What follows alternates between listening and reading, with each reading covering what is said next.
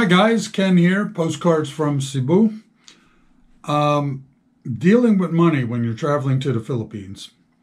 So I thought I'd go through what I know about it, and trust me, I'm an engineer and a musician. Hotshot foreign exchange trader I am not, but I'll give you what basic understanding I have. Starting with the Philippines, it's largely a cash economy.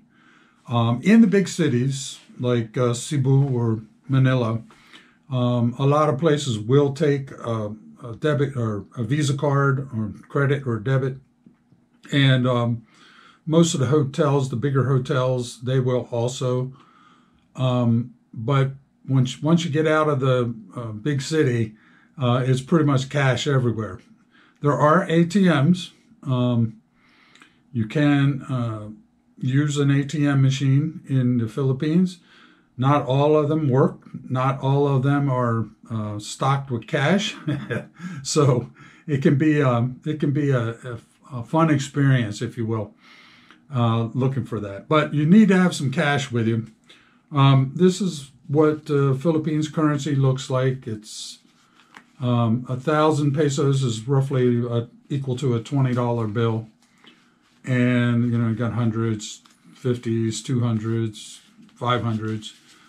So there's a variety of cash. Now, you can get cash from an ATM, especially if you're near the big city, or an available ATM somewhere in the country. You can get cash. I would recommend that. Now, this little wad of cash here, every time I come back from the Philippines, I got some of this in my pocket. So I just recycle it, because in June, I'm headed back over to the Philippines.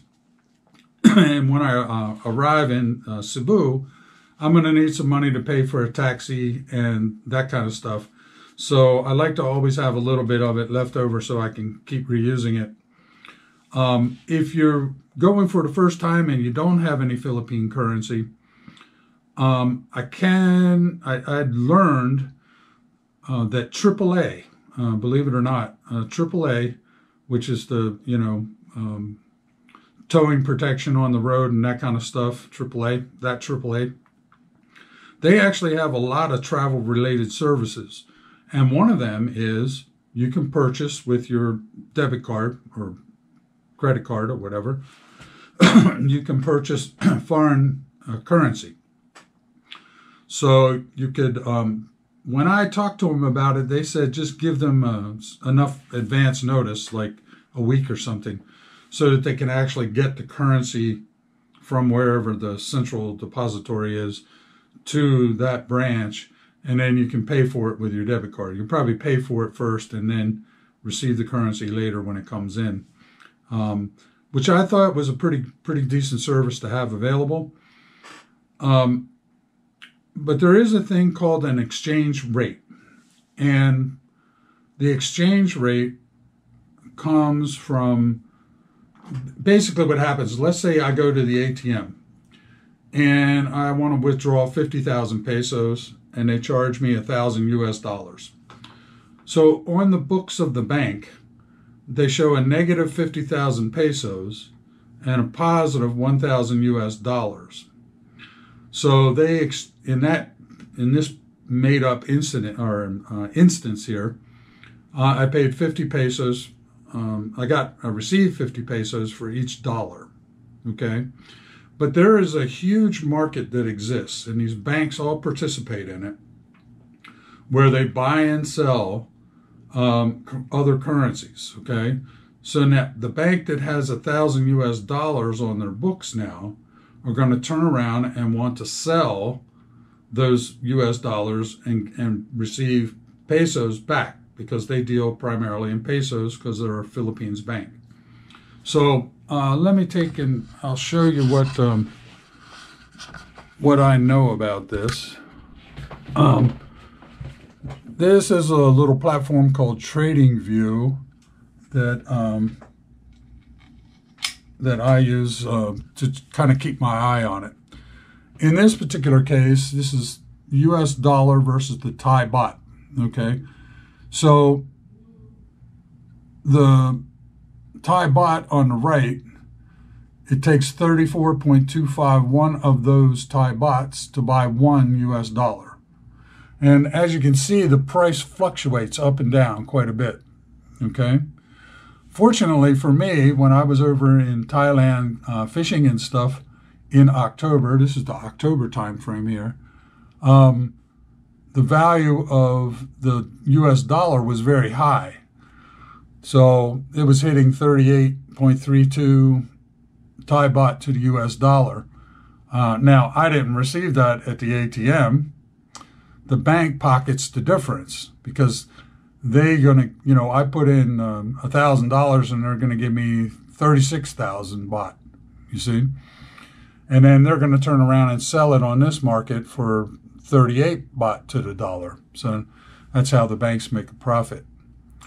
This one here is the Philippine peso against the US dollar. Once again, back in October, because the dollar was very strong, you're getting up to 59 pesos to the dollar. And right now it's sitting at 55.34. So anyway, like I said, I'm not a hotshot currency trader, so it's not my specialty, but that's the basic idea of what's going on in that market, okay? And so the banks always take their cut. Don't forget that. The banks always get a little piece of the action.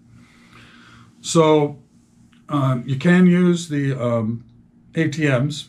And one thing that came up in Thailand when I used the ATM, they asked me a question about did I want to do the exchange first or before or after the transaction. And I don't remember which one was which, but there was a difference in the exchange rate. I think one way I got 36 baht to the dollar, and the other way I got 34 baht to the dollar. So if you're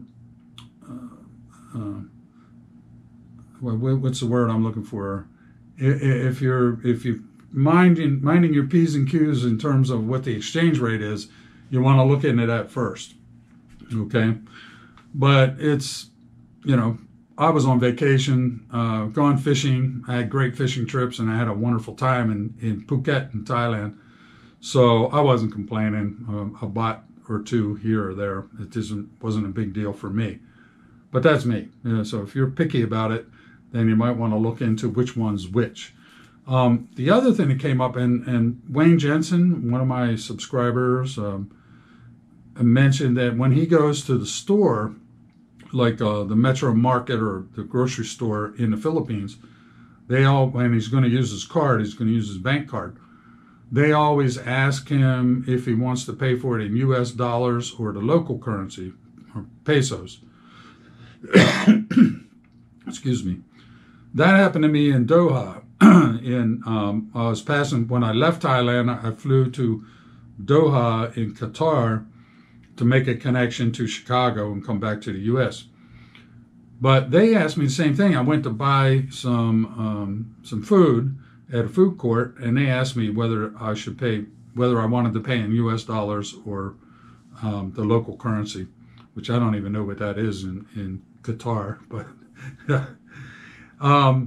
anyway, so that's kind of the nuts and bolts of what's going on, how the foreign exchange market works.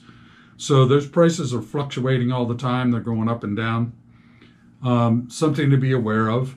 And you don't have to have TradingView like I have on my computer. You can just go to CNBC or a website like that and click on foreign exchange, and they'll give you what's the current rate of exchange. Understand, though, that the bank is going to take a cut, so you're not going to get what's posted on the screen. All right, so key takeaways here: the Philippines is largely a cash economy, so you make sure you get some cash. When you land, and when I land, I like to have Philippine pesos in my pocket to pay for taxis and that kind of stuff. So that's very convenient. You don't need maybe couple thousand pesos is all you need at that time, because you can go to the ATM later if you're in one of the areas where there's a big city like Cebu or Manila. You'll have access to ATM machines there. Okay, so that's about all I can mumble on about here for. Once again, I'm no financial expert, and this is not financial advice. I'm just telling you the way I understand it. If you need more than that, then maybe you should hire a financial advisor. But anyway, guys, I'm just the disclaimers. The lawyers made me do it. Anyway, please like, share, subscribe to this video, and I will see you in the next one. Bye.